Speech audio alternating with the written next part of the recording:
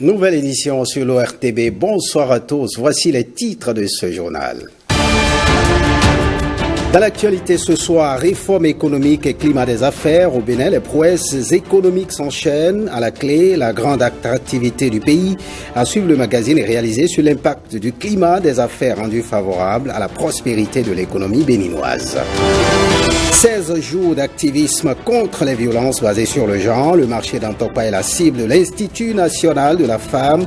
Une séance d'information est organisée à cet effet au profit des filles et des femmes dans ce cadre d'échange.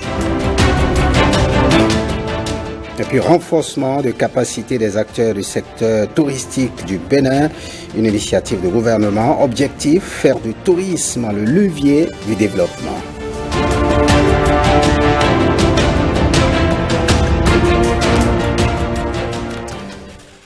Voilà pour le sommet. Bienvenue si vous nous rejoignez à l'issue de sa session ordinaire du Conseil des ministres du mercredi 30 novembre 2022. Le gouvernement de la rupture a décidé de la réhabilitation de la route inter-État Ndali-Niki-Tchikandou. Cette décision de lourde portée sociale, économique, socio-économique est bien appréciée par les premiers bénéficiaires qui éprouvent d'énormes difficultés dans les échanges commerciaux.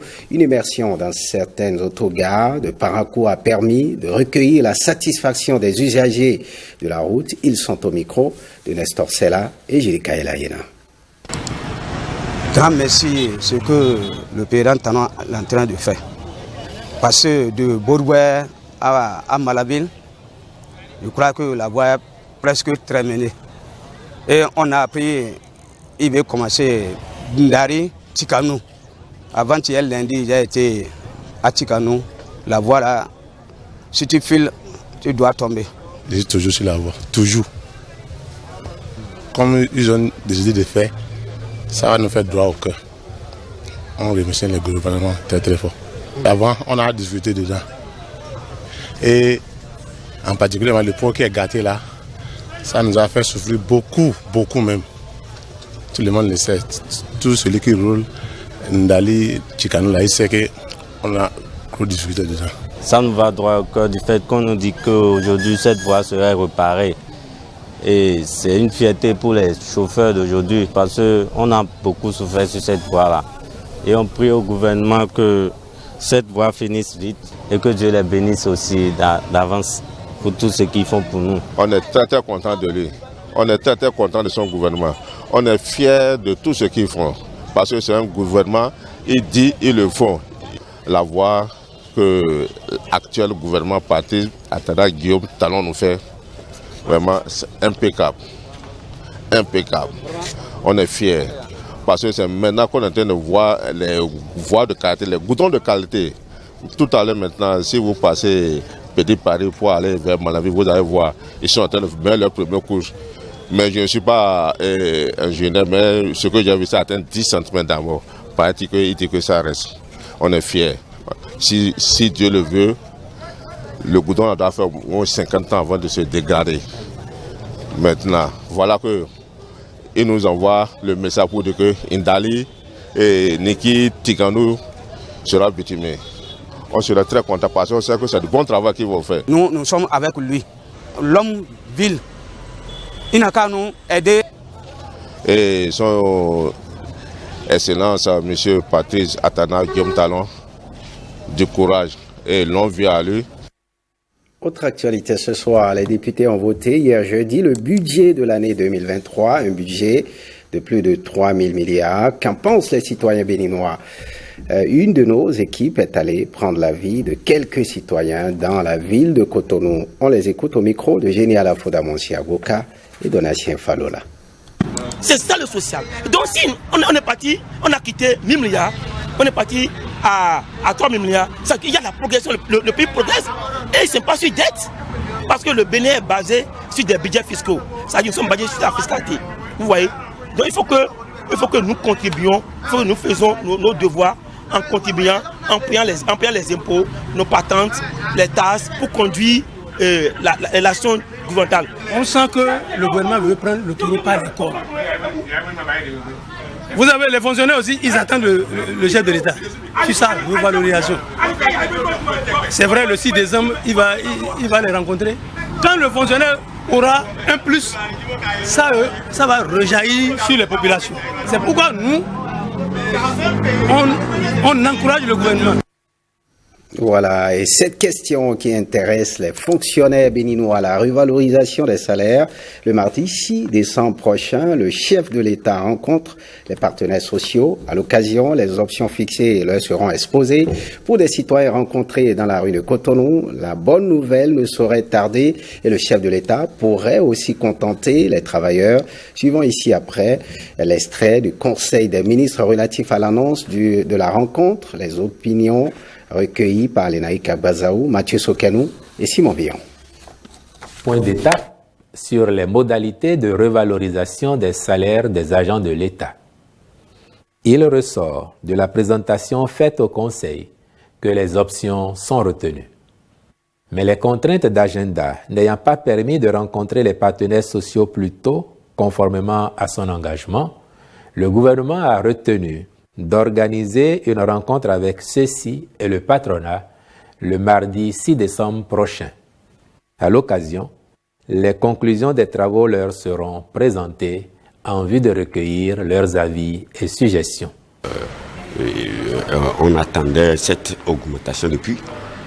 Et si ça pouvait venir, vraiment, là, ça va nous soulager. Au début, il peut y avoir ce doute. Maintenant, on ne peut pas douter. Ça doit être fait. Patrice Talon a une cohérence de sa gouvernance. Patrice Talon a une politique économique bien affichée.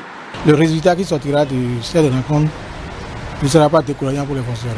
Elle doit être porteuse d'espoir parce que c'est vrai que les gens étaient déjà découragés. Mais comme il y a eu à le dire, c'est le président lui-même qui l'avait annoncé. Donc, il ne peut pas trahir son peuple. Il en est conscient. Les Béninois souffrent par rapport aux crises exogènes. Il a dit, et maintenant il veut le faire. Ça veut dire quoi? Ça veut dire que c'est un homme qui honore ses engagements. Et le président Talon, il ne fait pas les choses à la hâte. Il réfléchit, il a de l'amour pour son pays. Donc quand il le dit, il le fait. Tout ce qu'il a dit pendant les campagnes de 2016 jusqu'à maintenant, il le fait à travers ses réformes, à travers le PAG2. Nous le voyons sur le terrain, nous le voyons. Donc ne pas croire à ce qu'il dit, je crois qu'on est dans l'illusoire. Patrice Talon, c'est un homme de rigueur. Un homme qui a une planification finie dans le cadre du développement. Mais si déjà c'est Patrice Talon qui décide de le faire, je pense que tout est déjà fait. Je crois, oui, j'y crois parce que le chef de l'État l'a promis et nous savons qu'il tient toujours ses promesses. Nous l'avons vu déjà à l'œuvre plusieurs fois depuis la session de la rupture. Je dirais que la revalorisation des salaires par ces temps d'inflation est légitime. Légitime, cependant, nous devons être réalistes parce que la situation de soudure n'est pas un quiconque, y compris le gouvernement.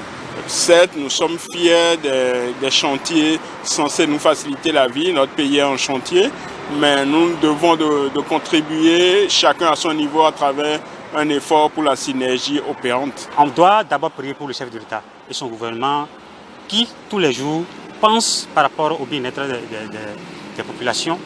Comme il a dit quand il va finir, qu'on va le porter en triomphe.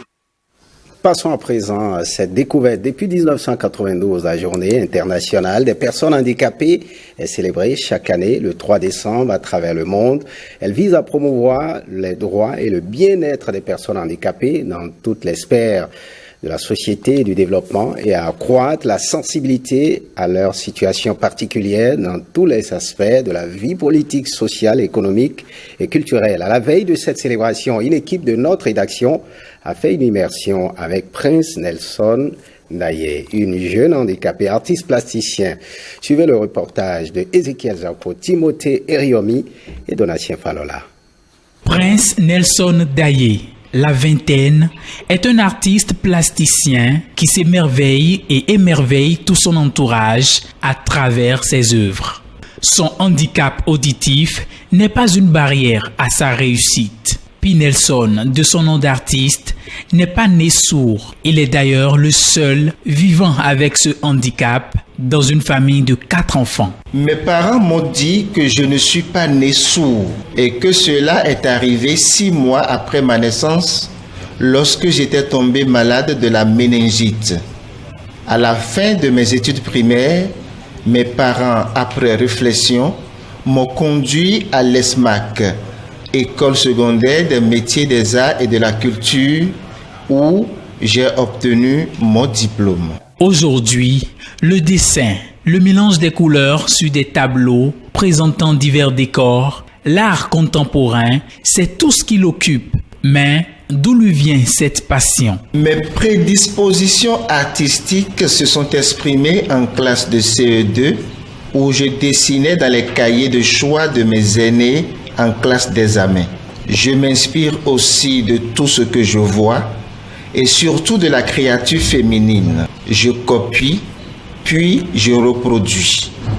Quant aux créatures masculines, ça viendra plus tard. Ce jeune qui s'inspire de tout ce qu'il voit reste déterminé à se faire un nom dans la société malgré son handicap. Un génie s'exprime déjà à travers ses productions artistiques. Pinelson suit toujours des formations de coaching et a le soutien de ses parents. Je lui ai apporté les bases du dessin, la base de la peinture.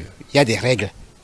Et aujourd'hui, nous sommes dans un monde où on parle de contemporain, l'art d'aujourd'hui, où on renverse un peu les règles. C'est une joie pour le Bénin. C'est tout ce qu'il fait, non seulement l'immortalise, mais le Bénin sur l'orbite à l'international. Personne vivant avec un handicap auditif, l'artiste a eu à faire plusieurs expositions et se prépare pour d'autres. Des rendez-vous à prendre. Voyons à présent ce salon de l'innovation des produits de l'artisanat et du tourisme. C'est une première édition d'un espace créé par le projet de promotion, de développement et de digitalisation de l'artisanat et du tourisme en Afrique. Le salon est ouvert à Ouidah depuis le 29 novembre et se tient jusqu'au 5 décembre prochain. La cérémonie inaugurale avec Marcela Rossi et Alessis Segwemon. L'événement qui nous unit cet après-midi accompagne les efforts de la mairie de Ouidah dans son élan de valorisation et de promotion des 2 secteurs clés de l'économie locale, à savoir l'artisanat et le tourisme. C'est l'un des premiers pas d'un projet qui porte l'ambition de couvrir tout un continent qui se pose ici, au cœur de Ouidah. Ce salon va relancer tout ce que les artisans de Ouidah font de bien. Le salon est là pour promouvoir la qualité et l'excellence dans le secteur de l'artisanat et du tourisme. Ce salon découle du projet ProData qui dispose déjà d'une plateforme digitale smartartisan.bj pour la visibilité des artisans. Dans les 6 mois à venir, nous devons atteindre 1 million d'artisans sur le réseau.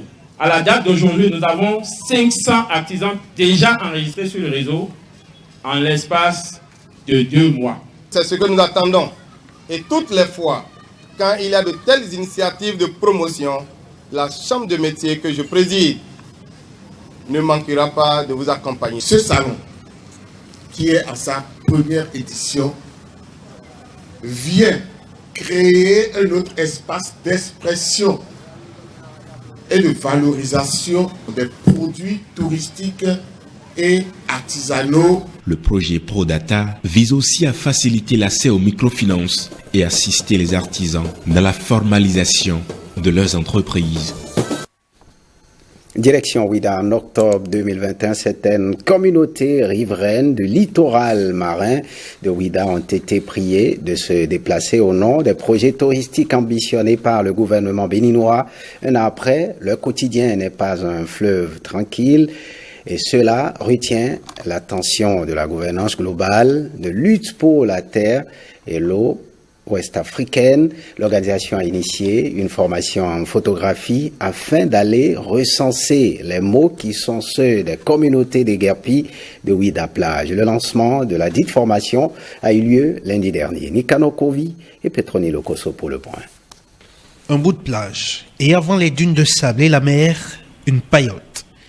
Convergence globale des luttes pour la terre et l'eau ouest-africaine va à la rencontre des Digapi de Djegbadi et Kouvenafide pour mieux faire entendre leur voix. La présente formation vise à outiller les communicateurs des mouvements sociaux de défense des droits de la terre, des territoires, des forêts, de l'eau et des semences sur l'utilisation de la photographie comme moyen de plaidoyer et de soutien aux luttes. En clair, il s'agit de former les communicateurs de la Convergence à l'art de porter les mots de cette communauté à travers des photographies. Une formation qui va durer 5 jours avec de la théorie en salle et de la pratique au sein de la communauté. Il y aura des descendre dans la communauté pour vraiment faire des enquêtes. Il ne sera pas question de rester dans les 4 murs pour dire voilà les réalités. Il faut aller sur le terrain, prendre connaissance des réalités du terrain afin que tout ce que nous aurons à utiliser comme outil, comme données probantes, soit vraiment des choses réelles. Ceci n'est pas une démarche pour aller contre les plans du gouvernement, se défend la Convergence, mais une action pour éliminer les intermédiaires et faire entendre directement aux autorités compétentes les difficultés que vivent les populations déguerpies du littoral marin de Ouida. On va parler de tourisme, ça les maraîchers, si un étranger vient, il va manger la salade, les légumes. On va parler du tourisme sans les pêcheurs. Si l'étranger vient, il y a poisson là. Les récits dans la photographie documentaire pour la communication des enjeux socio-environnementaux. Dans le libellé de la formation, il y a peut-être des non-dits, mais tout ou presque y est dit.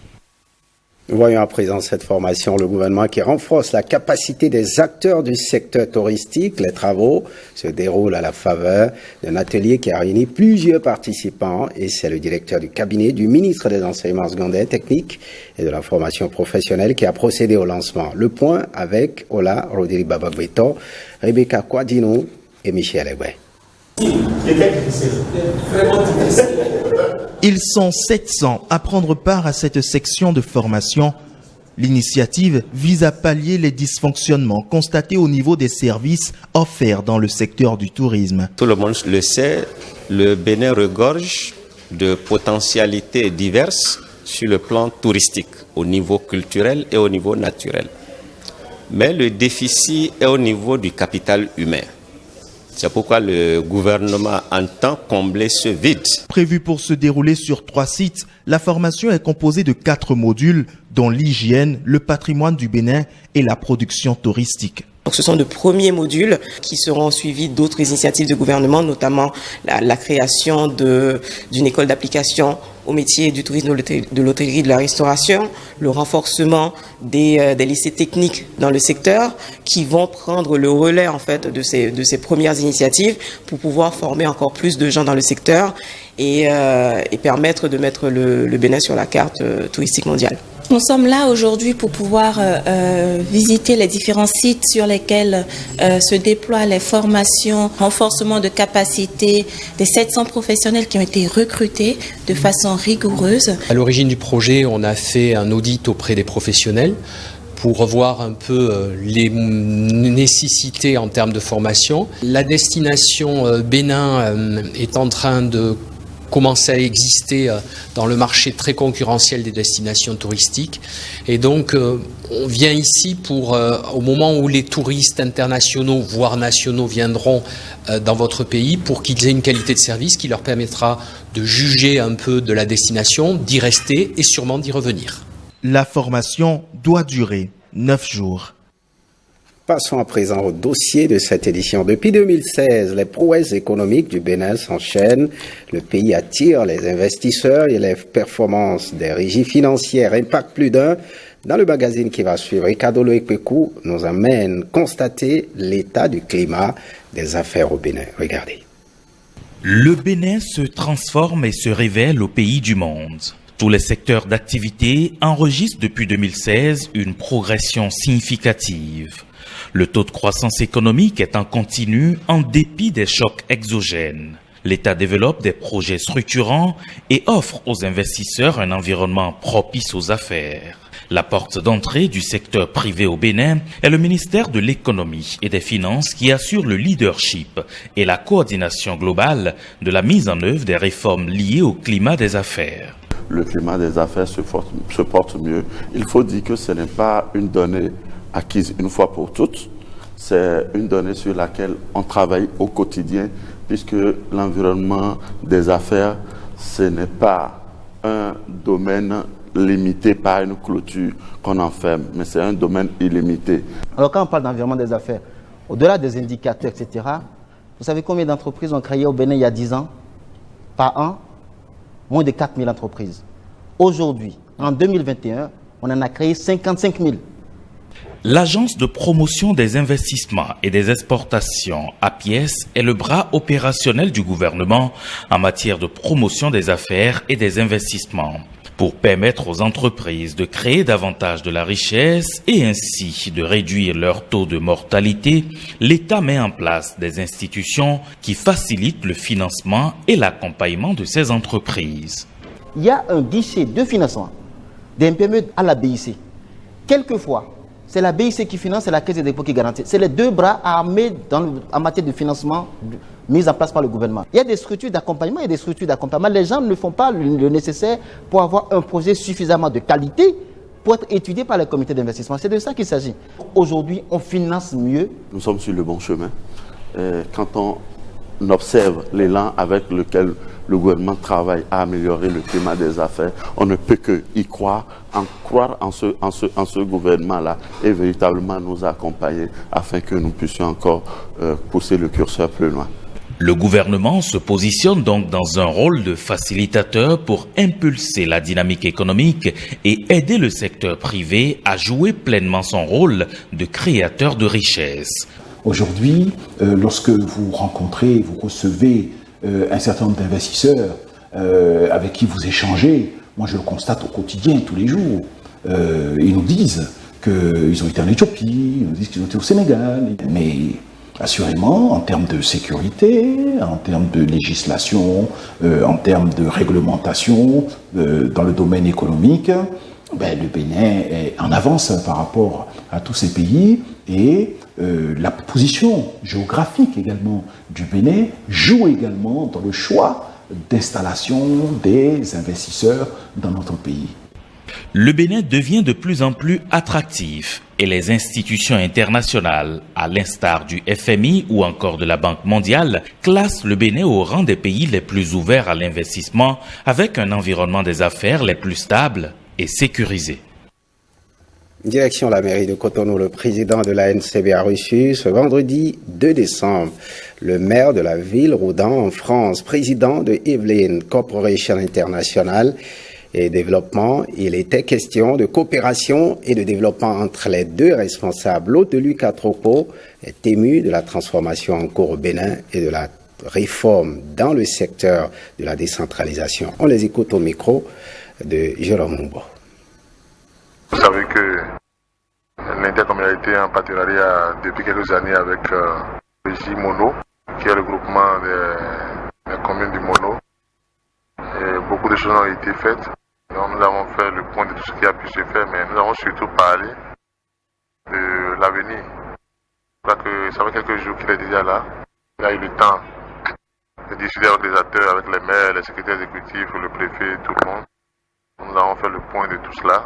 Nous avons insisté, après constat que le J-Mono fonctionne très bien, et que les communes du Mono sont très volontaires, sont très engagées, nous avons souhaité que ce partenariat se poursuive.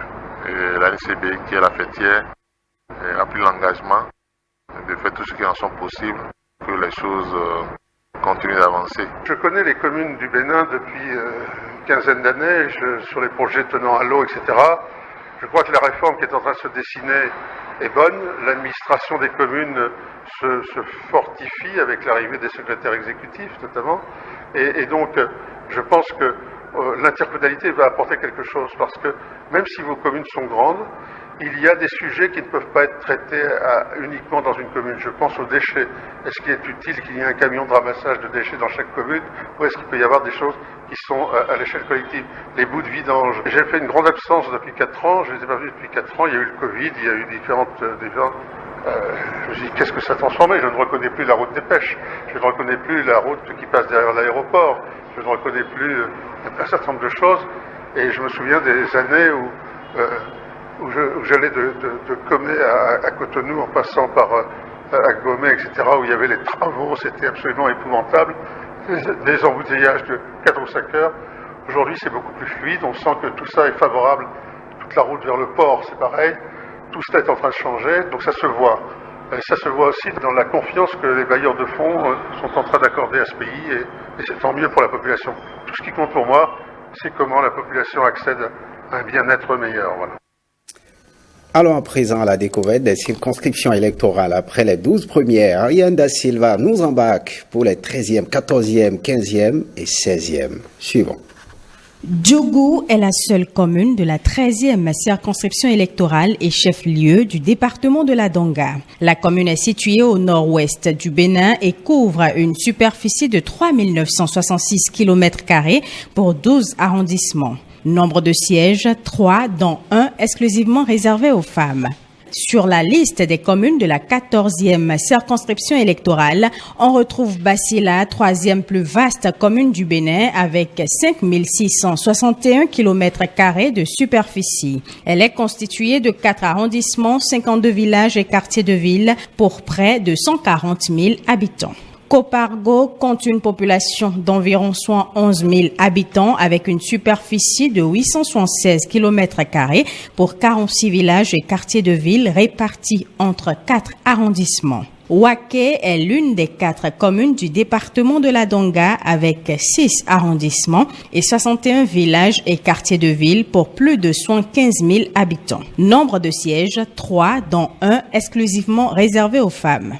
Les 15e et 16e circonscriptions électorales se partagent la ville de Cotonou. La 15e s'étend du 1er au 6e arrondissement de Cotonou. Nombre de sièges, 4, dont 1 exclusivement réservé aux femmes. La 16e, quant à elle, prend en compte les 7e, 8e, 9e, 10e, 11e, 12e et 13e arrondissements. Nombre de sièges en jeu, 5, dont 1 exclusivement réservé aux femmes. Passons à présent à ces échanges. L'Institut national de la femme est allé à la rencontre des femmes du marché d'Antokpa. Cette sortie s'inscrit dans le cadre de la campagne 16 jours d'activisme contre les violences basées sur le genre. C'est à travers une clinique légale que les experts en droit ont entretenu les filles et les femmes du marché. C'est un reportage signé Fulgence Moutonji. Installée en plein cœur du marché d'Antokpa, cette clinique juridique est mise en place par l'Institut national de la femme pour sensibiliser et recueillir les préoccupations des filles et des femmes. Saisissons cette perche qui nous est tendue par l'INF et ses partenaires, pas pour nous venger contre les hommes, mais pour rétablir l'équilibre qui pendant longtemps nous a été voilé. Je voudrais donc vous inviter à profiter pleinement de la présence des femmes du marché d'Antokpa pour faire passer vos messages de sensibilisation sur la violence basée sur le genre. Créé en 2021, l'Institut national de la femme aide les survivantes de violences basées sur le genre à saisir les juridictions et les institutions compétentes lorsqu'elles subissent des discriminations. L'Institut national de la femme, à travers sa clinique juridique, est venu vous écouter, enregistrer vos plaintes. Racontez-nous les histoires de violences que vous avez subies. Je tiens donc à remercier les militants et militantes qui se sont mobilisés aujourd'hui pour faire contribuer la cause et contribuer à dire stop. Je remercie l'Institut national de la femme pour avoir pris l'initiative de cette journée et nous avoir proposé de nous y associer. Nous avons donc raison d'être ici, à l'écoute des femmes et des filles évoluant dans des marchés comme celui-ci, pour comprendre les violences et profiter de les sensibiliser sur leurs droits, ainsi que les dispositions mises en place par le gouvernement pour les protéger. Depuis sa création, l'Institut national de la femme a déjà enregistré 156 cas de violence. Et ce journal se refait. Merci de l'avoir suivi. Bonne suite des programmes sur l'ORTV.